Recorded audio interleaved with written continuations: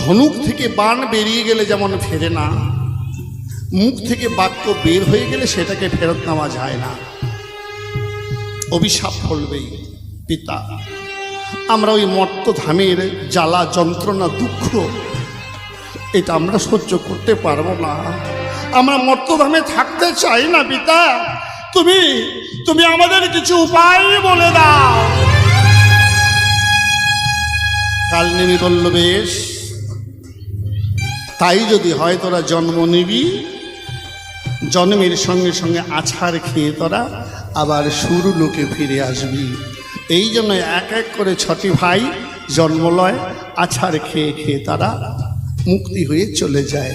ওমা, এখানেও তাদের অপরাধ ছিল, এখানে তোমার কোনো অপরাধ নাই, কিন্তু শুদ্ধ গর্ভে আসতে হবে তো। তোমার গর্ভটা শুদ্ধ, সত্যি শুদ্ধ। কেন? তুমি যে